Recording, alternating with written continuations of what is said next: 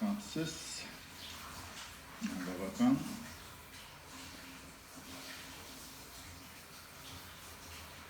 On va aller jouer avec la notion de service tout de suite. Comme je l'ai dit, là, je vais jouer un peu avec l'ordre de présentation du cours. Dans le fond, ce que je veux faire, là, c'est couvrir tous les sujets vraiment basiques. Toucher un peu à tout ce qu'il y a dans une application Angular avant d'aller jouer dans des concepts un peu plus avancés. Donc, on va regarder, là, en fait, on va lâcher les composants pour quelques instants. Donc, une bonne partie de la journée, en fait, on va aller jouer avec ce qu'on appelle la communication HTTP ou la couche service d'une application. C'est là qu'on va aller interfacer éventuellement avec des API. Les composants, on va y revenir. On n'a pas vu comment créer en fait des sous-composants, des hiérarchies de composants, ces choses-là. Ça, on va voir ça un petit peu plus loin. En fait, c'est la section qui précédait, mais je vais sauter tout de suite, comme je dis, à la communication HTTP. Une classe service, c'est elle qui va implémenter la majorité de la logique d'affaires d'une application. Dans une application Angular, on a parlé là, que c'est un peu le modèle MVC, c'est similaire au modèle MVC, mais appliqué au web. C'est pas vraiment du MVC, en fait, Angular, OK? C'est ce qu'on appelle plutôt du MVVM, Model View, View Model. Les composants, il agissent un peu comme un contrôleur, dans le sens que c'est eux qui savent quoi faire dans l'application quand un événement se produit. Mais dans le vrai modèle MVC, là, il y a beaucoup de logique en fait qui se trouve au niveau des contrôleurs, alors que nous, cette responsabilité-là devrait plutôt être déplacée vers les classes services, ce qui va nous permettre de partager la logique d'affaires entre plusieurs composants. Puis souvent, ça arrive que j'ai plusieurs écrans avec des règles similaires. Donc, par exemple, un écran qui crée un to-do, un écran qui permet de modifier un to-do. Au lieu de mettre cette logique-là dans la classe composant, ce qui m'obligerait probablement à dupliquer, on va centraliser la logique d'affaires à l'intérieur d'une classe service. Cette classe service-là sera utilisée par les deux composants. La classe composant, en fait, comme je l'ai dit, ça ressemble plus en fait à un view model. Okay? Dans le pattern MVVM, là, en fait, on a le concept d'un view model. En fait, le composant, c'est le view model. Un view model, en fait, c'est un objet modèle qui sert à alimenter une vue. Alors que la notion de contrôleur, on est plus au niveau de la logique d'affaires.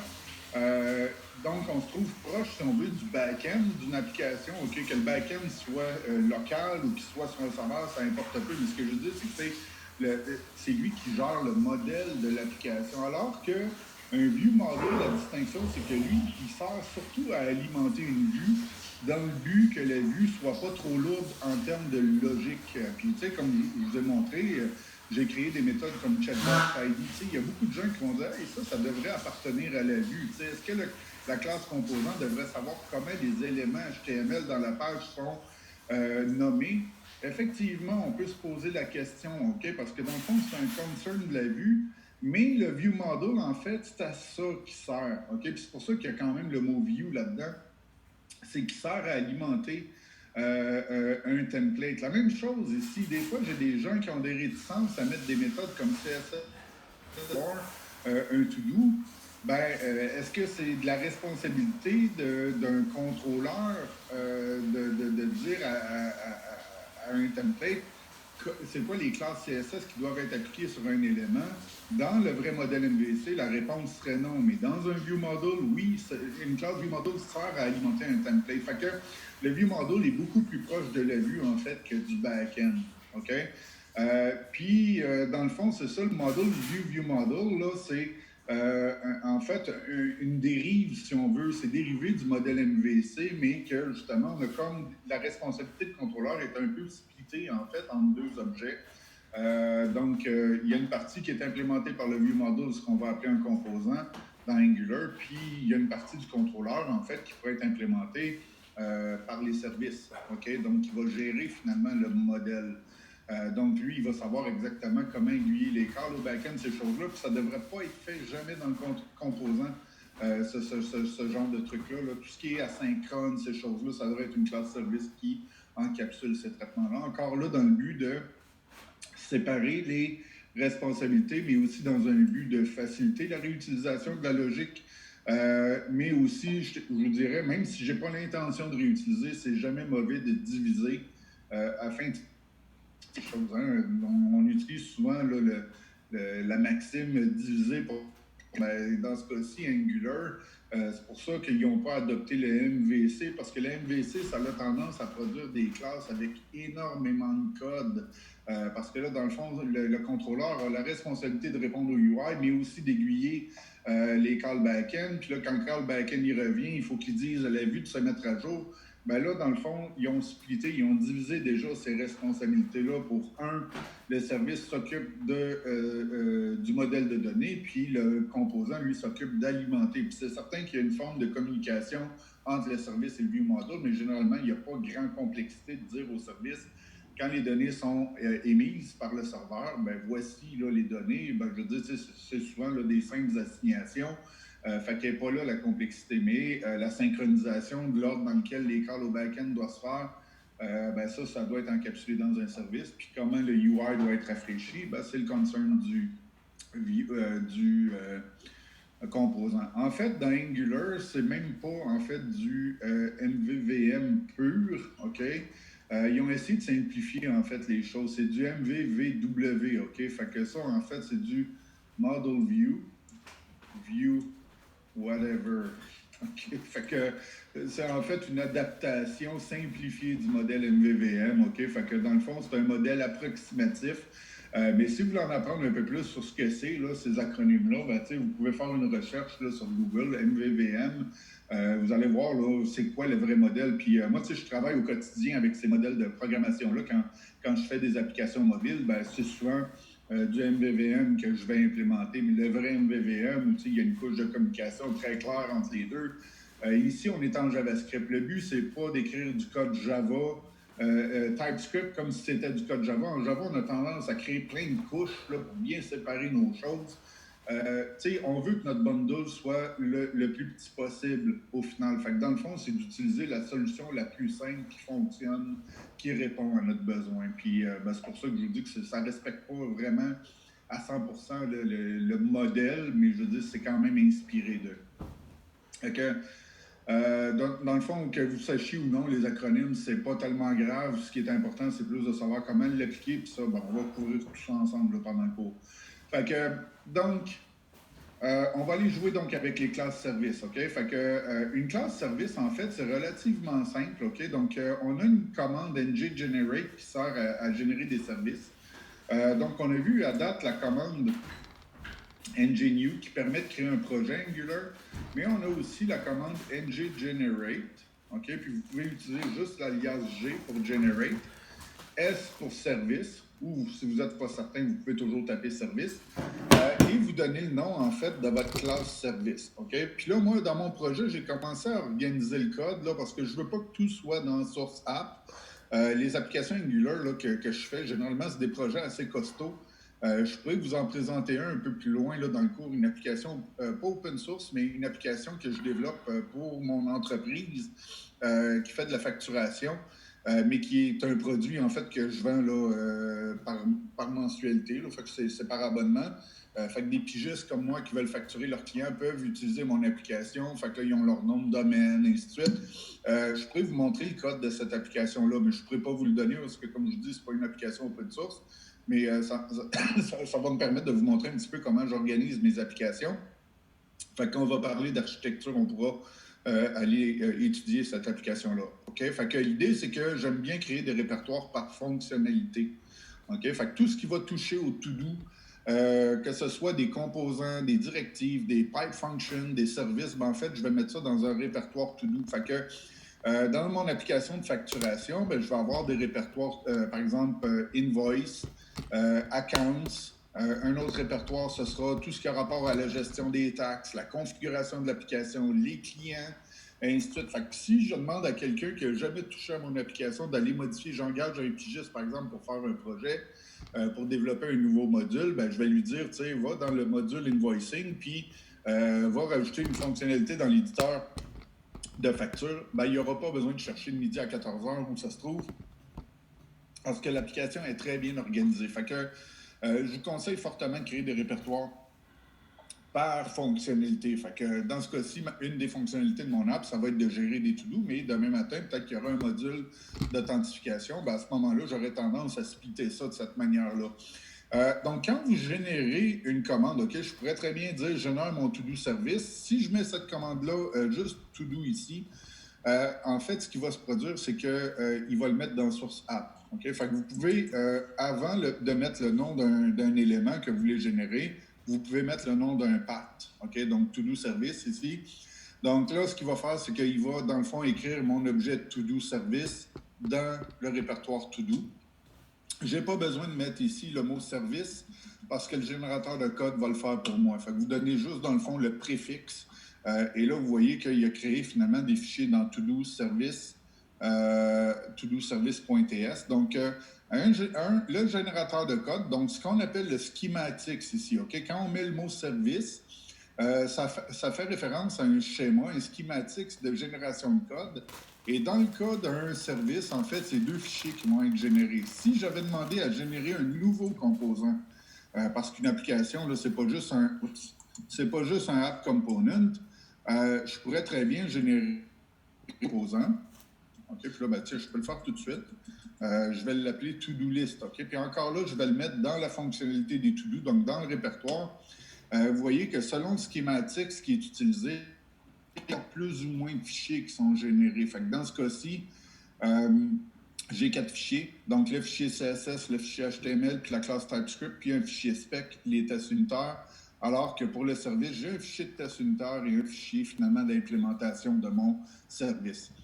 Donc, pour l'instant, le to-do list component, je n'irai pas l'utiliser. OK? Fait que, on va focuser là, mais éventuellement, on va splitter notre application en sous-composants, fait qu'il sera déjà généré. Fait que, une classe service, en fait, c'est une classe TypeScript. Là. Il n'y a rien d'extraordinaire par rapport à ces classes-là. À la différence qu'elles sont décorées avec @injectable. OK? Fait que vous allez comprendre là, pourquoi on a besoin de cette décorateur-là. @injectable, en fait, si vous avez déjà utilisé, est-ce qu'il y en a qui ont déjà travaillé avec Spring, par exemple, en Java? Un petit peu. Oui. Un petit peu. Vous avez entendu parler des mécaniques d'injection de dépendance ou si vous venez du monde C#, je pense qu'il y a Ninject qui existe et Castle Windsor qui implémentent les mêmes principes. Mais même si vous n'êtes pas familier avec ces concepts-là, je vais vous montrer là, ce que c'est l'injection de dépendance. OK? Fait que l'idée de ce décorateur-là, c'est de dire à Angular que cette classe-là peut être injectée dans un autre objet. Fait que vous allez voir tantôt, quand on va vouloir utiliser le service, je n'aurai pas besoin d'instancier le service. Angular va me donner une instance du service. Fait que c'est lui qui va le créer. Puis pour ça, ben, Angular, il faut qu'il sache en fait comment injecter le service. Par défaut, OK, puis dans les versions Angular précédentes, on devait juste mettre la notation @injectable, OK? Puis @injectable, ça dit, ben, il peut être injecté, OK? Dans un composant et il faut aller l'enregistrer dans le module de Angular, OK? On n'a pas tellement parlé des modules. Ça, c'est un sujet qu'on va attaquer aussi plus loin. Là, je vous ai parlé qu'on peut splitter notre application en sous-répertoire, mais on va voir qu'on peut aussi utiliser le concept de sous-module. Un module Angular, ça sert au runtime pour savoir qu'est-ce que l'application me permet d'utiliser. OK? Fait que dans ce cas-ci, vous voyez là, que dans les déclarations du module qui est loadé par Angular, on a notre app component qui est enregistré. Puis là, ben, vu que j'ai généré un nouveau composant, Angular a été l'ajouter à la liste des déclarations. Ben, c'est comme ça, en fait, que Angular sait que nos composants existent. Fait que quand lui, il voit un tag, comme par exemple dans la page index, il voit AppRoot, comment il a fait pour savoir que cette classe-là, ça correspond à App Component? C'est pas aussi magique qu'on pourrait le penser. Okay? Hier, là, j'ai pris des raccourcis où j'ai dit, tu sais, le sélecteur, c'est ça ici, le sélecteur qui fait que je vais, dans le fond, dire Angular, ça, c'est le tag AppRoot, donc c'est ce composant-là que tu dois instancier. Mais il va pas scanner le projet pour matcher les tags. En fait, Angular, là, quand il recherche un composant, lui, il voit un tag Angular. Donc, c'est un tag qui ne fait pas partie de la spec HTML. Approved, ça n'existe pas en HTML pur. En fait, ce que lui, il va faire, c'est qu'il va aller dans le module qui a été loadé au runtime. Puis on verra comment ce module-là est loadé plus loin. Mais l'idée, c'est qu'il va parcourir, en fait, la liste des déclarations. Puis c'est là que là, il va tester. Est-ce que ce composant-là match le sélecteur approved? Oui, OK, c'est lui que je vais instancier. Si ça avait été non, là, il aurait vérifié quel est le sélecteur associé à ce composant-là. Est-ce que c'est approved? Oui, non. Et là, on va lister tous les composants. Puis si jamais il ne trouve pas, ça va donner une erreur au runtime. OK? Fait que ça, on pourrait dire que c'est la configuration au runtime qui va permettre de matcher finalement les objets qui sont accessibles à Angular. Fait que là, dans le fond, c'est grâce au fait qu'il est enregistré ici que là, en ce moment-là, quand il enregistre le composant, ce qui va, dans le fond, se produire, c'est que Angular, au moment du composant, là, il va, dans le fond, utiliser ça comme config, puis il va pouvoir faire ses matchs. OK? Fait que tout objet de votre application doit être enregistré avec un module pour être fonctionnel.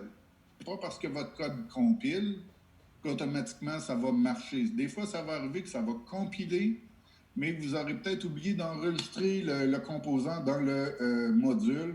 Au runtime, ça se peut que vous ayez des erreurs. Fait que, donc, là, j'ai entendu tantôt quelques personnes dire qu'ils travaillaient avec Maven. Spring, ça veut dire que je sous-entends que vous travaillez avec Maven. Juste pour faire un parallèle, en fait, les imports TypeScript, OK, ce serait un peu l'équivalent du scope compile dans Maven, alors que le module, ce serait ici le scope runtime dans Maven. Fait qu'il y en a un qui s'occupe de valider que les méthodes que j'appelle sont appelées correctement, mais après ça, il y a toute la résolution au runtime qui va être effectuée. Fait que c'est un peu la différence entre le build path et le class path qui est utilisé à l'exécution. Ce sera un peu le parallèle que je préfère par rapport à ce que vous connaissez peut-être en Java. Fait que ça, c'est au runtime, OK? Puis là, la beauté maintenant là, de la ligne de commande, c'est que quand vous générez des trucs, lui, il va aller les enregistrer automatiquement, OK, dans le module. Fait qu'il y a moins d'erreurs qui se produisent aujourd'hui au runtime, mais les premières versions d'Angular, je pense jusqu'à 6 ou 7, il me générait le code, mais c'était à moi après ça d'aller l'ajouter dans la déclaration si je générais un composant. Avec Angular, les services ne sont pas enregistrés dans déclaration. OK? Ça, c'est en fait tout ce qui touche de près ou de loin au template HTML. Fait que les composants, c'est via les templates qu'on utilise, ça va dans déclaration. Fait qu'en fait, on va pouvoir enregistrer des composants là-dedans, donc les components. Comme ça. Les pipe functions qu'on n'a pas encore vues, mais qu'on pourra discuter. Les directives et ainsi de suite. OK? Fait que tout ce qui est utilisable via les templates HTML, c'est dans déclaration que ça va. Et tout ce qui est non visuel, puis une classe service, c'est non visuel, ça gère des données. C'est là que ça va aller dans providers. OK? Fait que fournisseur de données, c'est comme ça, là, en fait, qu'il faut le lire, là, providers. Fait que ici, si j'utilise la mécanique standard d'Angular. Donc, avant la version 8 ou 9, OK? Tantôt, on avait le provided in, OK? Si on enlève le provided in, ça, je vous dirais, ça ressemble à ce qu'on faisait dans les versions précédentes d'Angular, donc avant 8 ou avant 9, OK? At injectable, ça fait juste dire que cet objet-là, en fait, c'est un service, mais il faut venir l'enregistrer manuellement avec dans Providers. Puis là, vous voyez là, qu'Angular n'a pas été mettre à jour pour le service. Il n'a pas été mettre à jour le module. Fait que là, ça, c'est une étape, en fait, qu'on doit faire manuellement. Donc, to-do service. OK? Si vous ne l'ajoutez pas là puis que vous essayez d'utiliser à travers un composant, il va dire « je ne trouve pas la définition du to-do service ». Fait que peut-être que votre code a compilé, mais au runtime, il faut qu'il retrouve aussi la définition de ce service-là. Dorénavant, OK, avec la notation provided in, vous n'avez plus besoin de les enregistrer manuellement. C'est la raison pour laquelle, là, dans les nouvelles versions d'Angular, pardon, quand vous mettez le provided in, en fait, root ici, en fait, vous pouvez penser que ça réfère à app module .ts, OK? C'est ce qu'on appelle le root injector, puis c'est pour ça qu'on n'utilise pas app, mais plutôt root. C'est que le module, quand il est créé, il y a une espèce d'objet qui sert à l'injection de dépendance qui s'appelle le root injector. Puis, dans le fond, ça dit, quand tu vas compiler cette classe-là, Ben, en fait, va l'enregistrer dans le app module ou dans le root injector du module principal de l'application. Fait que ça, c'est une autre manière, en fait, d'enregistrer nos services. Puis je vous expliquerai plus loin pourquoi maintenant on a cette technique-là pour les services. Mais dites-vous que ça fait comme si je l'avais enregistré manuellement. OK? C'est ça l'idée derrière cette annotation-là. Puis elle est disponible seulement dans Angular 9 ou 8 et plus. Là, je ne me rappelle plus dans quelle version, mais c'est quand même assez récent. Ça se peut que vous tombiez sur des applications qui ne l'ont pas. OK? Fait que c'est pour ça que je vous montre un petit peu là, les deux façons d'enregistrer des services. Fait que ça se peut que vos services soient déclarés explicitement ici. Fait que, on reviendra sur ces concepts-là, mais l'idée, c'est qu'il faut qu'ils soient enregistrés soit via la notation ou manuellement dans le service. Fait que là, je vous montre maintenant utiliser le service. OK? Fait que dans le service, on va vouloir l'utiliser ici pour aller chercher notre liste. Donc, l'initialisation de la liste, en fait, j'aimerais ça qu'elle vienne de mon back-end. Fait que, idéalement, j'aimerais ça que cette liste-là soit initialisée à partir du service. Fait que, pour obtenir une instance du service, tout ce que vous avez à faire sur le constructeur, c'est de déclarer que vous dépendez sur le to-do service. OK? Puis Angular, lui, n'oubliez pas que c'est lui qui instancie la classe AppComponent. Dans ce cas-ci, via la classe AppRoot.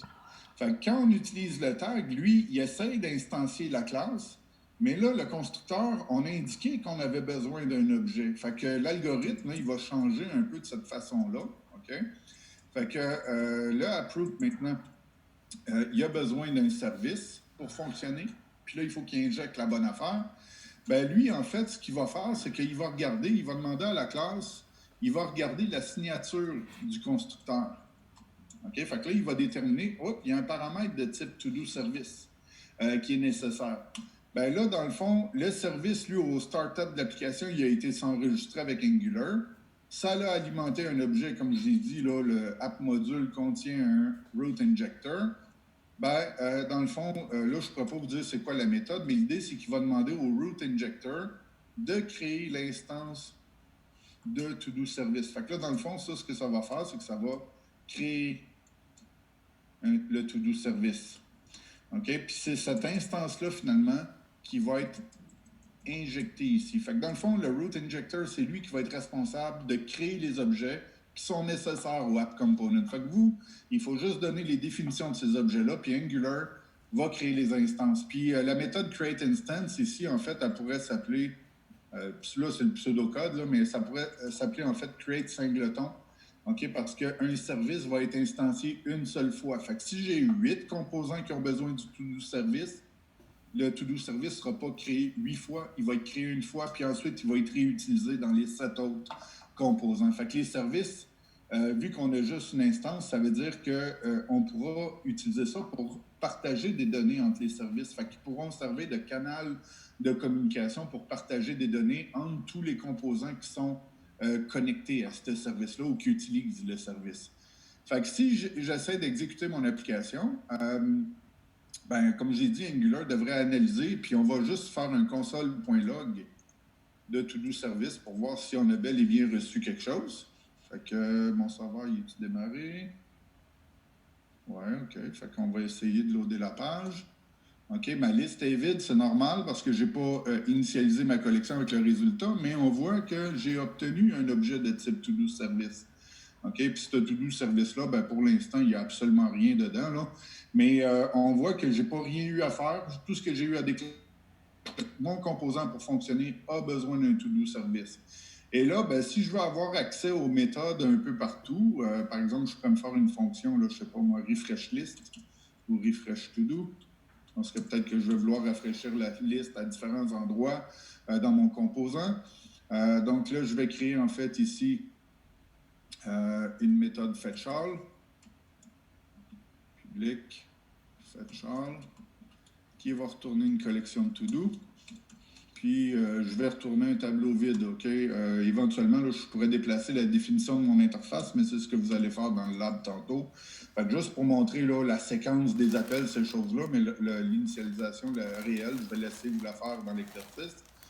Si je veux avoir accès maintenant au to-do service, OK? Vous voyez que je n'ai pas automatiquement accès dans toutes les méthodes, OK? Parce que ça, en fait, c'est un paramètre du constructeur. Fait que ça veut dire qu'il va falloir que je le stocke en quelque part dans une variable. Donc, on va créer une variable ToDoService. Et il va falloir que j'initialise. Et là, ToDoService est égal à mon paramètre ToDoService. OK? Et là, ce que je suis en train de vous montrer, c'est la version longue, en fait. Vous allez voir, il y a un petit truc TypeScript. Ce qui fait que maintenant, ToDoService, j'y ai accès, OK, dans n'importe quelle méthode parce que je l'ai stocké dans une propriété. Ce qui fait que je peux appeler ma méthode fetchAll. Et ça va retourner, en fait, ma liste de to-do. OK? Mais elle va rester vide parce que je ne l'ai pas initialisée. Mais tiens, on pourrait juste la déplacer. Ça ne prend pas énormément de temps. ToDoService. Tiens, on va retourner une nouvelle collection juste pour montrer au moins que ça devrait afficher quelque chose. Nope, parce que j'ai oublié d'appeler la méthode this refresh to do. Donc la liste n'était jamais initialisée. OK, fait que vous voyez, ça revient au même. Les données, par contre, sont alimentées par le service. Là, on n'est pas encore remote. On va appliquer les principes de service avant d'aller jouer avec la communication HTTP. Je vais vous faire un petit refactoring d'abord. Fait que là, je vous ai fait en fait la version longue, OK? Parce qu'il y a un petit truc en TypeScript que je vais vous montrer, c'est que vous n'êtes pas obligé de créer une propriété manuellement, OK? Et de procéder à l'assignation. Là, si j'enlève ces deux propriétés, je n'ai pas accès à la variable. En fait, en TypeScript, vous pouvez indiquer que vous pouvez rajouter un keyword de visibilité sur un paramètre du constructeur. Puis à ce moment-là, le générateur de code TypeScript, ce qu'il va faire, c'est qu'il va en fait créer la propriété pour vous et assigner la propriété. Ça, en Java, ça ferait absolument aucun sens, ou même en C#. Mais en TypeScript, pour nous éviter d'avoir à toujours faire les assigner des propriétés, on peut mettre le keyword private public protected en avant d'un paramètre. Et lui, à ce moment-là, va générer le code pour créer puis assigner la propriété. Fait que ça, c'est un petit truc qui est intéressant. Fait que si vous avez besoin de 10 services, ben vous n'aurez pas besoin de faire 10 assignations et 10 services. Vous aurez juste à créer une autre variable private patate service. Puis, dans le fond, lui, il va créer la variable puis l'assigner pour vous. Si vous en avez juste besoin dans le code, vous avez juste à pas mettre de keyword. Puis à ce moment-là, le patate service serait disponible juste à l'intérieur du constructeur. Il n'y a pas d'ordre, OK? C'est vraiment, là, vous y allez comme vous voulez. Fait que ça, c'est vraiment intéressant. C'est un truc que j'aimerais bien qu'il soit ajouté au langage Java, là, parce que ça vient redondant là, d'appeler justement puis de créer des propriétés pour chacun des paramètres du constructeur. Fait que je vous laisse faire un petit refactoring, OK? Dans le fond, je vais vous demander de créer une classe service. Puis là, je n'ai pas de lab dans le cahier parce que dans le fond, je veux que vous vous posiez des questions, OK? Fait que je vous accompagne moins sur cette lab-là. En fait, je vous laisse pas mal le faire tout seul. L'idée, c'est que j'aimerais ça que vous posiez la question à savoir quelle portion du code du composant jusqu'à présent, par exemple la méthode addItem, est-ce qu'il y a des trucs là-dedans qui pourraient être déplacés dans la classe service? La méthode updateDone, est-ce que ça devrait rester là ou est-ce qu'elle devrait être réfactorée pour appeler quelque chose sur le service? CSS classes, checkbox ID, et ainsi de suite. OK? Fait que l'idée, c'est que je veux que vous implémentiez la notion de service. Puis là, je veux que vous posiez la question à savoir qu'est-ce qui est de la responsabilité du composant et qu'est-ce qui est de la responsabilité du service. Puis après ça, ben, vous verrez ma solution, puis on pourra avoir une discussion parce que c'est un peu malléable tout ça. C'est plus des guidelines qu'on se donne.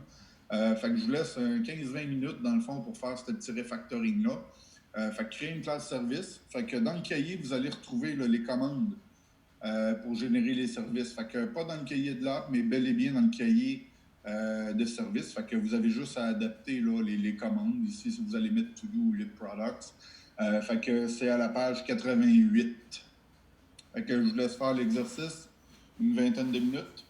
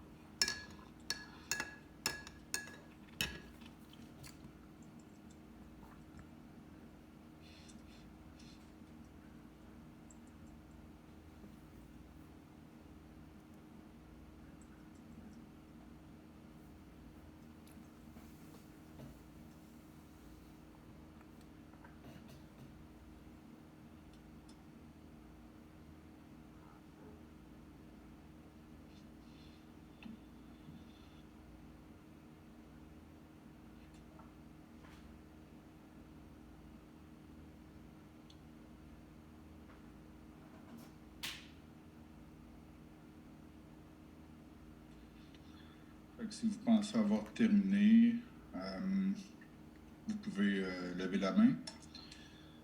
Pierre,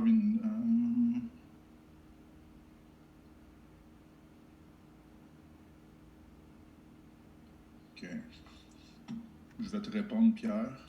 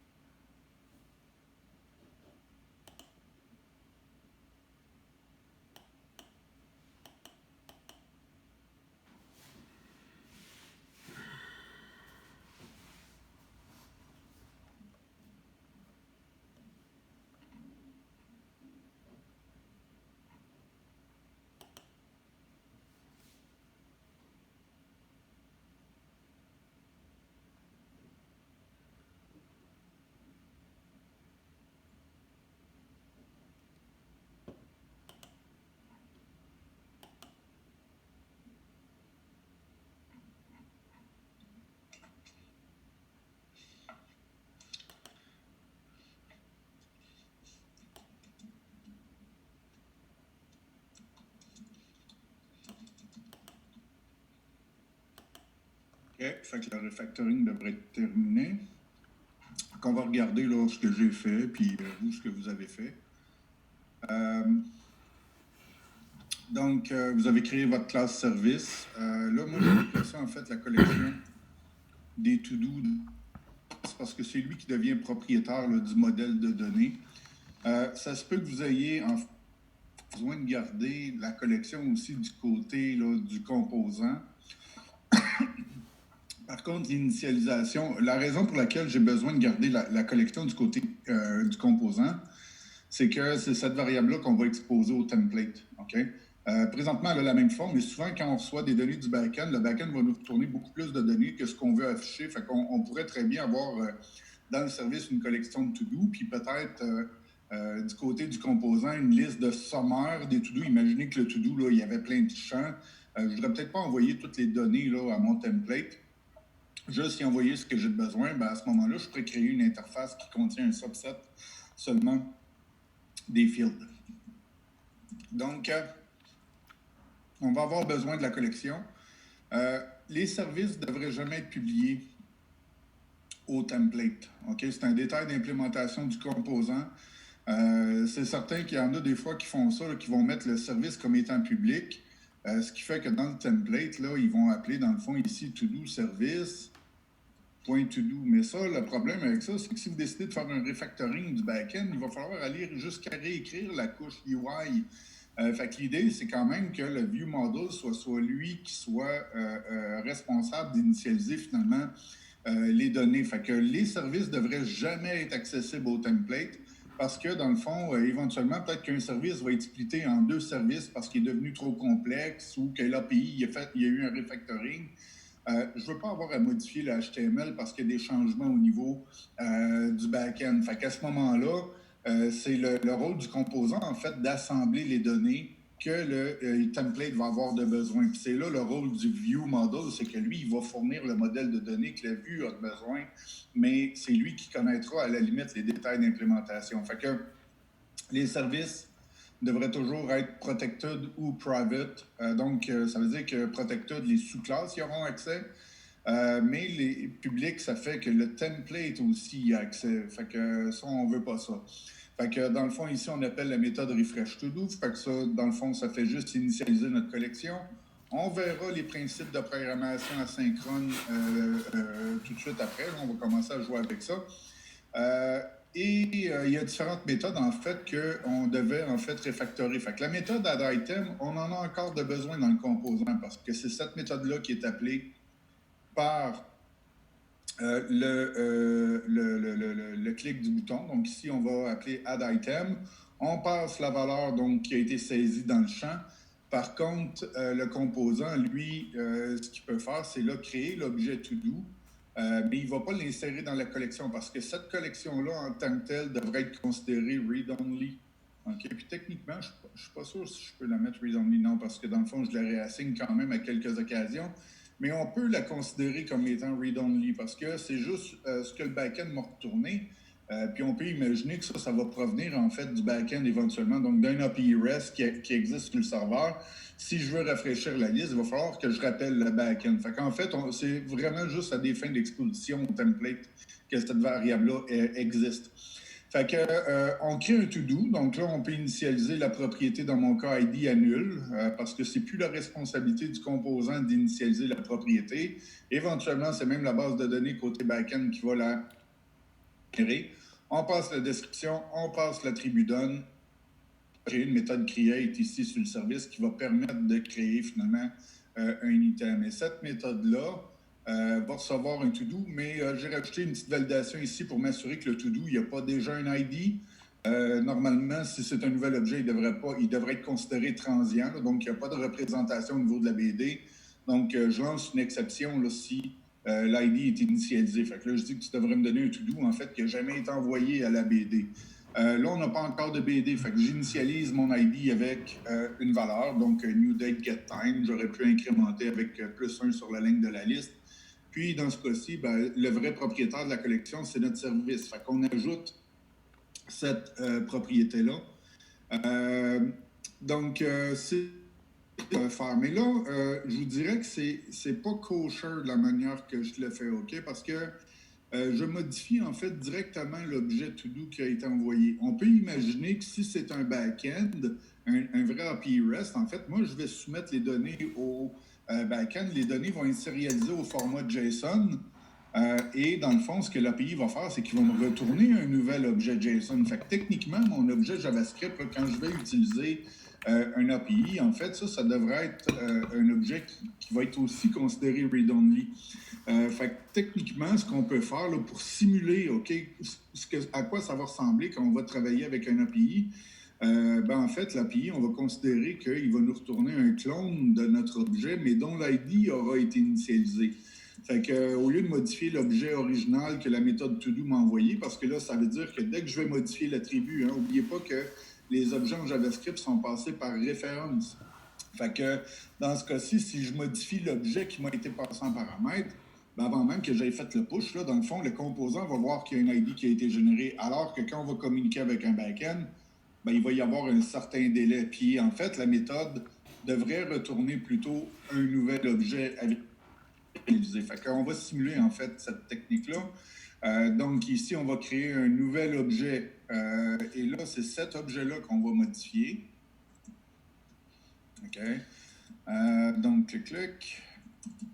On va passer la description, donc à partir de l'objet original qui a été passé en paramètre qui doit être créé. Et la même chose pour le DOM, on va prendre la valeur originale qu'on va copier dans le nouvel objet. Puis finalement, l'objet qui va être inséré, c'est le clone.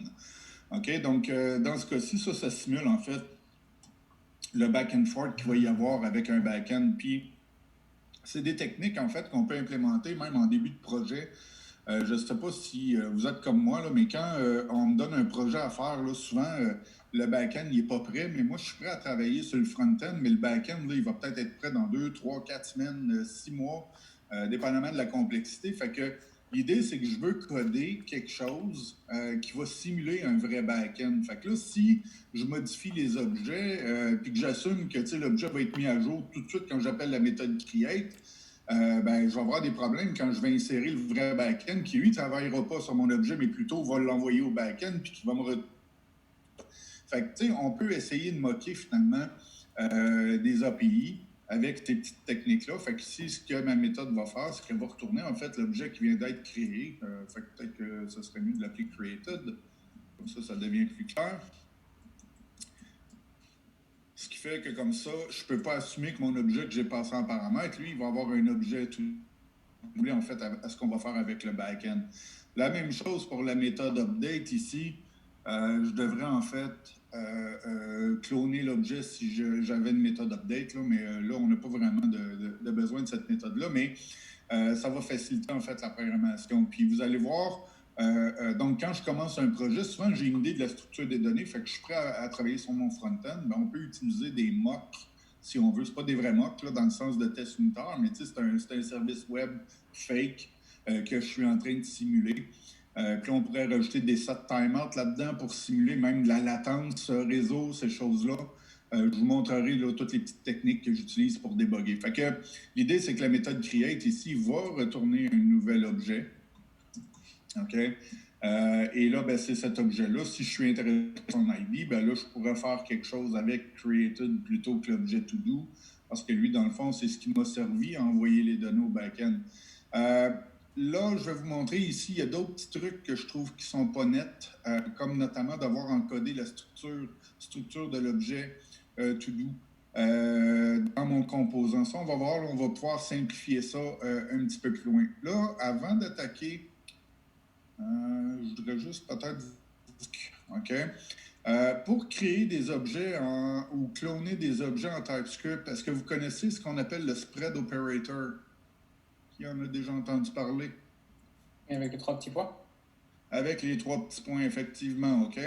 Fait que là, ça, c'était la version longue, en fait, pour créer un clone. Fait que souvent, c'est ce que les gens trouvent pénible. Là. Imaginez que la classe, elle a 50 champs. Ça peut devenir pénible, effectivement, de créer des clones là, de ces objets-là, parce qu'on est obligé de répéter puis dire, va chercher dans ma source l'objet, la propriété X. Après ça, la propriété Y, va chercher dans la source encore la propriété Y.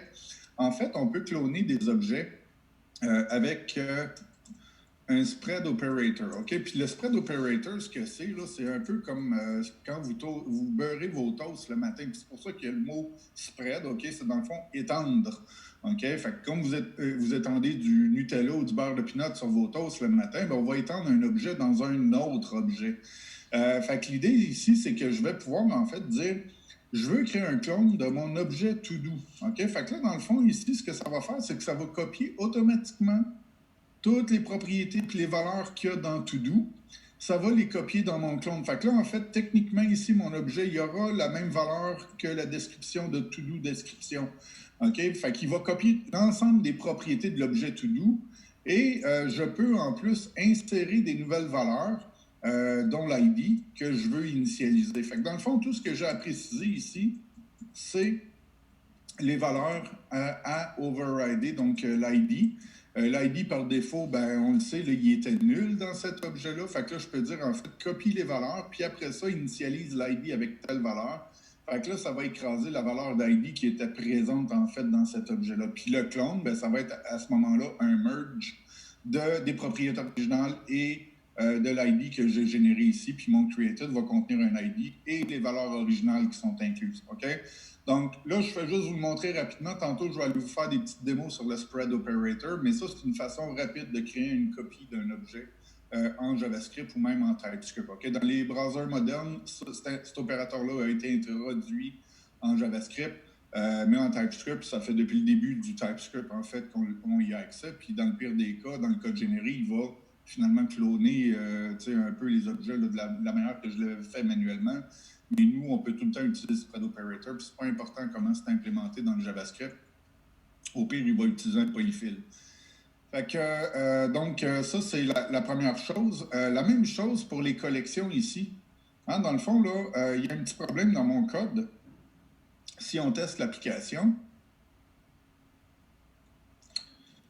si j'ajoute un item à la liste, on voit que l'item il apparaît automatiquement, mais j'ai pas eu besoin dans la méthode de rappeler la méthode refresh to do, la méthode fetch all. OK? Puis ça, avec un vrai backend, en fait, là, on peut sous-entendre que il n'y aura plus de collection. Quand on va communiquer avec un vrai backend, en fait, la collection elle va exister sur le serveur sous forme d'une table BD. Mais mon service, peut-être que j'aurai même plus de collection côté client. Fait que là, en fait, pour m'assurer que, dans le fond, quand tu appelles la méthode create, là, nous, on a une collection de notre côté. Mais dans le fond, pour forcer les gens à penser à rappeler la méthode fetch all, parce que là, le problème qui se pose, c'est que là, je retourne la référence vers ma collection. La collection, éventuellement, dans la méthode create, je pousse un nouveau tableau, mais dans le fond, mon template, là, ce qui contient, c'est la référence de la collection qui est dans le service. Fait que techniquement, mon composant ici, mon template, il fait référence à une propriété du composant, mais vu que c'est la même collection qui est partagée, c'est la même référence, ben, si je touche au data dans le service, ben, ultimement, la collection, vu que c'est le même pointeur, ben, le composant, sa liste est aussi mise à jour. Fait que là, dans le fond, les NG4 vont embarquer, alors que c'était peut-être pas mon intention, parce que quand je vais aller au back-end pour de vrai, pour rafraîchir la liste, il va falloir que je rappelle la méthode fetch all. Fait que ça, ce serait un bug de simulation de service web. Fait que pour m'assurer, en fait, que les gens vont être obligés d'appeler fetch all. Fait que comme ça, quand je vais introduire le vrai service web, il n'y aura pas de bugs qui vont être introduits. On peut utiliser encore là le spread operator ici pour créer une copie de la liste. Fait que moi, à l'interne de mon service, j'ai une collection, mais je ne retournerai pas la référence directement. Ce que je vais faire, c'est que je vais créer un nouveau tableau qui va être envoyé par la méthode fetch all. Puis ça va simuler, en fait, comme avec un vrai service web, chaque fois que j'appelle fetch all, il y a un nouveau document JSON qui est retourné. Ben, ce nouveau document-là, ça va être une nouvelle collection.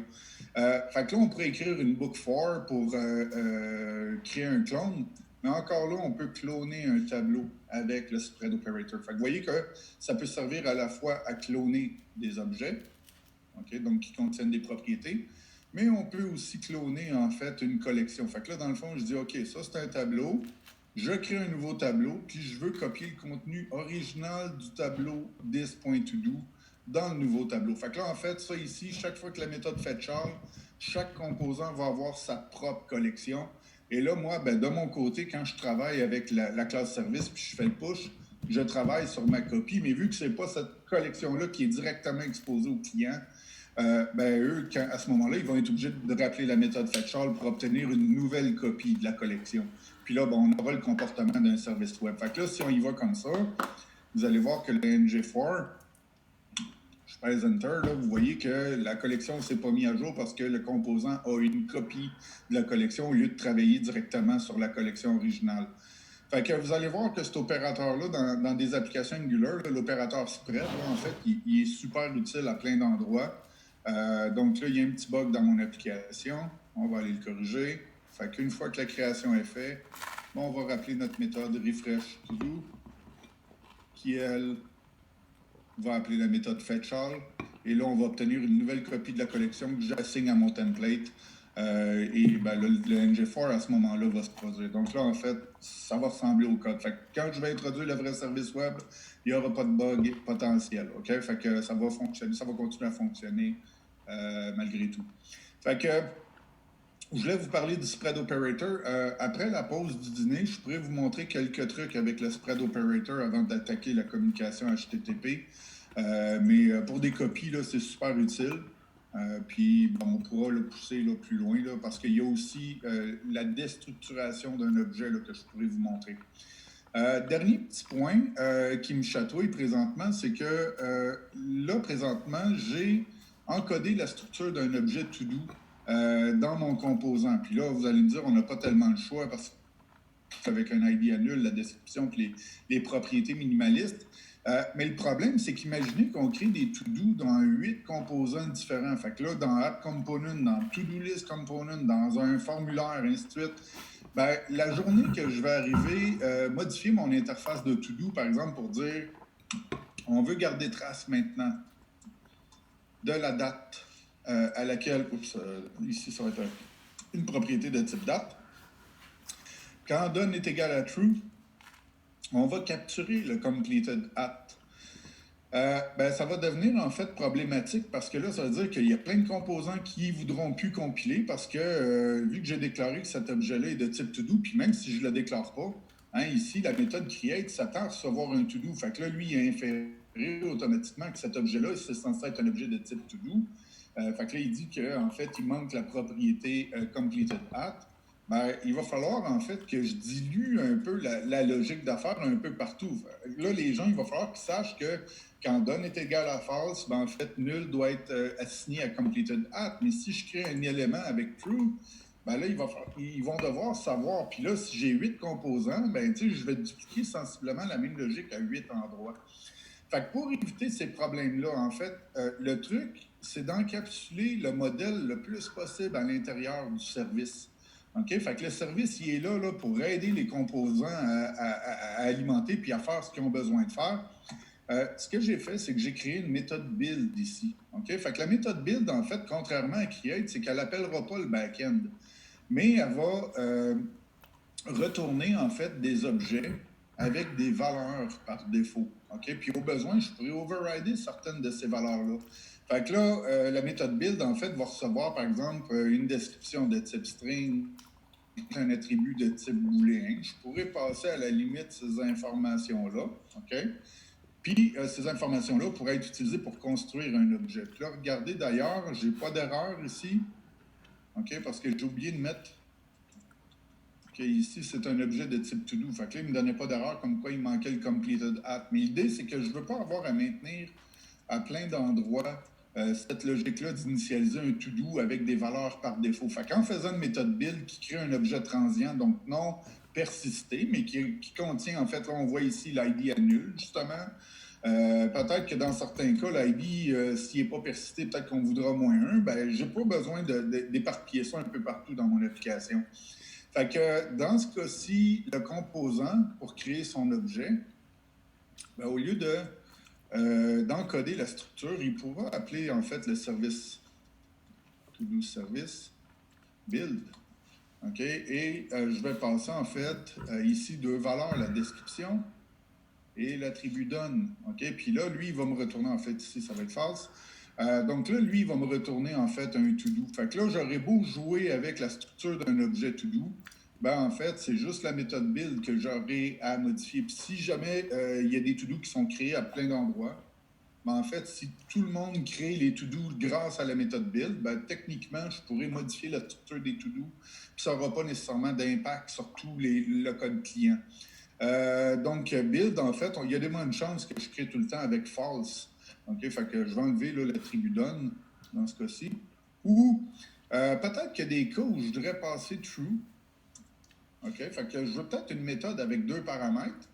Mais dans le cas où c'est false, j'ai peut-être pas le goût d'encoder la valeur à false. OK? Fait que, en fait, en TypeScript, on ne peut pas créer, comme en Java ou en C#, contrairement à C# et à Java, je ne peux pas créer des fonctions qui portent le même nom avec des signatures différentes. OK? Fait que, on ne peut pas faire ce qu'on appelle du method overloading. La raison est simple, c'est qu'oubliez pas que le langage JavaScript, lui, il n'est pas typé. Fait qu'il ne peut pas savoir, en fait, que cette méthode-là, par exemple, qui accepterait, je ne sais pas, moi, tiens, un ID de type number, là, j'ai 2 méthodes qui acceptent chacune 2 paramètres. Le langage JavaScript ne va pas être capable de distinguer laquelle des 2 implémentations appelées parce qu'en JavaScript, les variables ne sont pas typées. Fait que c'est une des raisons pour laquelle on n'a pas de méthode overloading. Puis même si ça diffère par le nombre de paramètres, en fait, le moteur JavaScript ne supporte pas ça non plus. OK? Je peux très bien appeler une fonction build puis passer un seul paramètre. Puis à ce moment-là, ce paramètre-là en JavaScript serait considéré undefined parce que je n'ai pas fourni de valeur. Fait que le nombre de paramètres, ce n'est pas non plus un critère suffisant pour être capable de faire du method overloading. Mais moi, au niveau TypeScript, j'aimerais ça en fait pouvoir passer juste une description quand je veux que la valeur par défaut soit appliquée sur done. En TypeScript, on peut simuler de la surcharge d'opérateurs en utilisant ici des valeurs par défaut. Fait que dans ce cas-ci, si je ne passe pas d'attribut done, en fait, c'est false qui va être retenu. OK? Fait que dans ce cas-ci, ça, c'est quand même assez intéressant. Ça permet de simuler un peu de la surcharge de méthode, puisque, dans le fond, Angular, il fait, là, ou TypeScript, en fait, ce qu'il va faire, c'est qu'il va vérifier est-ce que done a été initialisé. Comme j'ai dit, par défaut, dans le code JavaScript qui va être généré, si je n'ai pas passé de valeur, done va être undefined. Et là, on peut tester, en fait, si un attribut est présent, donc différent de undefined. OK? Donc, là, il va dire utilise l'attribut done. Sinon, utilise false. C'est un peu ça le test qui va être implémenté dans le code qui est généré. Ou, ultimement, on peut aussi utiliser l'opérateur ou logique. Et ça, en fait, ça va vérifier. Ça, c'est un opérateur ternaire sur stéroïde. OK? Donc, si la portion de gauche, elle est nulle ou undefined, ou juste undefined, je ne me rappelle plus, il faudrait vérifier. En fait, à ce moment-là, il ne va pas garder ce code, il ne va pas utiliser ça comme résultat de l'expression, il va utiliser plutôt le côté droit. Fait que si done est undefined, ben c'est false finalement qui va être appliqué. Puis c'est comme ça que les paramètres par défaut vont être utilisés dans le moteur JavaScript final. Fait que nous, dans le fond, on ne sait pas trop. On applique une valeur par défaut, mais en arrière-plan, je vous dis, ça va être recompilé sous forme d'un opérateur ternaire ou d'un opérateur ou qui va tester en fait si la valeur est undefined, puis à ce moment-là, il va assigner la valeur par défaut. Mais cette syntaxe-là est drôlement plus facile à comprendre. OK? Par contre, on ne peut pas mettre des paramètres par défaut sur les valeurs. Je suis étonné qu'ils compilent. Je suis vraiment étonné qu'ils compilent parce qu'à ma connaissance, les paramètres par défaut, avec valeur par défaut, doivent se retrouver à la fin d'une méthode parce que sinon, à un moment donné, ça peut devenir ambigu si j'ai deux strings. Là, je passe une string avec une valeur par défaut. Puis là, je passe une string, c'est-tu cette string-là ou c'est celle par défaut? Fait que ça peut devenir ambigu, OK? Fait que dans ce cas-ci, là, je vous dirais, mettez tout le temps vos paramètres avec valeur par défaut à la fin. Je suis étonné vraiment que ça ait compilé, là. Puis peut-être même que je voudrais permettre la construction d'un objet sans description. À ce moment-là, on pourrait justement appliquer un autre paramètre par défaut, string vide. Comme ça, je vais être certain. Puis vous voyez que la méthode build, finalement, est super simple à utiliser. Puis dans le pire des cas, je pourrais même utiliser l'opérateur. N'oubliez pas que ça retourne un attribut, un objet. Puis là, je pourrais dire, par exemple, description patate. OK, puis à ce moment-là, dans le fond, j'ai utilisé l'opérateur de spread pour overrider la description. OK? Fait que l'idée, c'est qu'on vient encoder finalement l'objet. Fait que, mais c'est certain que ça va être plus facile à lire de cette manière-là. Donc, build. Et là, je passe ma description. OK? Puis, à ce moment-là, l'objet va être initialisé correctement. Et je repasse create. Je repasse cet objet-là create qui a la bonne forme. Le compilateur est capable de suivre tout ça. Fait que mon objet a la bonne forme. Fait que ça, malheureusement, c'est un pattern que je ne vois pas assez fréquemment appliqué dans les entreprises. Là. Puis là, je vois que quand on touche au modèle, ça a des impacts partout. Ben, essayez de mitiger ça, OK? Parce que l'idée des modèles, c'est qu'on veut que ce soit là, le plus encapsulé possible dans un service. Là, je ne garderai pas le to-do, le completed dot, je vais l'enlever, mais c'était juste pour vous montrer l'effet que ça a. Il est midi, je suis en train de m'auto-digérer, fait qu'on va aller manger. En revenant de dîner, je vais vous montrer des trucs avec le spread operator, donc on ira jouer là, avec tout ce que je connais par rapport au spread operator. Puis après ça, on attaque vraiment la communication HTTP, donc asynchrone avec un serveur qu'on va simuler avec une librairie qui s'appelle JSON Server. Fait qu'on se revoit à 1 heure. OK. Bon appétit. C'est bon. Tantôt, bon appétit. Juste une question avant de quitter. Est-ce qu'il y a des problèmes avec les VM? Parce que tantôt, mon technicien, il m'a contacté puis il m'a dit qu'il y avait juste 4 personnes qui étaient connectées sur la machine de Technologia. Moi, je suis connecté. Je me sers de mon poste. OK. Moi, je suis connecté. OK, c'est correct, là. C'est juste, on se demandait parce que, mais c'est ce que j'ai dit, là. J'ai dit les gens travaillent probablement sur leur poste, là, parce que vous Ouais, êtes c'est ça. 13, puis il y en avait juste 4, là. Fait que j'ai dit soit ils m'écoutent pas ou qu'ils travaillent sur leur poste. Mais tout le monde a affaire à suivre. Fait que j'ai dit, d'après moi, c'est ça, ils travaillent avec leur poste à la maison ou qui est fourni par le bureau, là. Mais mon texte se demandait, parce que c'est la première fois, habituellement, c'est pas mal 80-90% des gens qui les utilisent. Ben, c'est bon, fait que je vais juste le rassurer. Fait que, Ok, parfait. à tantôt. Excellent. Merci. À tantôt, bon appétit.